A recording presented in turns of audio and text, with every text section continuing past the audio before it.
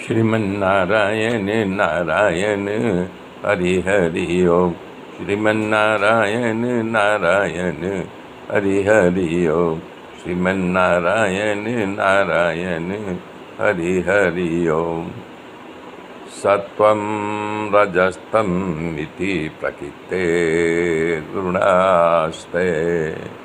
बोल रहे हैं सत रज और तम, ये तीन प्रकृति के गुण हैं। इन तीनों गुणों पर प्रकृति पुरुष यानी भगवान बैठे हुए हैं। पुरुष यानी परमात्मा हो, वो ही पुरुष संसार की उत्पत्ति, पालन और संहार करते हैं। जब यानी कि पैदा करते हैं तो ब्रह्मा, पालन करते हैं तो विष्णु, और संहार करते हैं तो रुद्र बन जाते हैं। उनका वो वही को वही रहते, लेकिन उनके गुण में बदलाव आता है। मानव का कल्याण सत्य गुण से ही होता है। कह रहे हैं कि जिसने सत्य गुण को स्वीकार कर लिया है वो ईश्वर को पा सकता है। तमोगुण से रजोगुण श्रेष्ठ है और रजोगुण से सत्य गुण श्रेष्ठ है। जिसमें सत्व गुण की विशेषता होगी, भी बताया ना, वही ईश्वर की ओर जाता है, वही ईश्वर की प्राप्ति करता है। विशेषता यह है, भगवान का भजन, कथा श्रवण वही कर सकता है।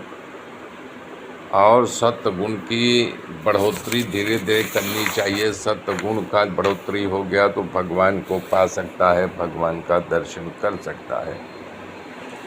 प्राचीन समय में महात्मा लोग अपने कल्याण के लिए विशुद्ध सत्यमय भगवान विष्णु की आराधना किए थे और किया करते थे।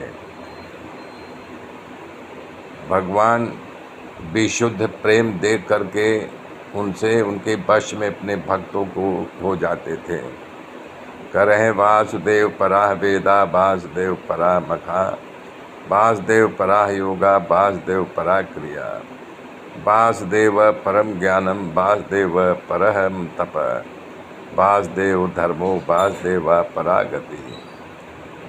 वेद पढ़ना यानी भगवान कृष्ण की प्राप्ति करना। तमाम जो सत्कर्मों होते हैं, यज्ञ, दान, धर्म, सब का मतलब एक ही है कि भगवान श्री कृष्ण की प्राप्ति। यदि भगवान श्री कृष्ण को जान लिए तो कुछ जानना बाकी नहीं है, सब कुछ जान लिए। कह रहे हैं कृष्ण को जानने के बाद कुछ बचता नहीं है।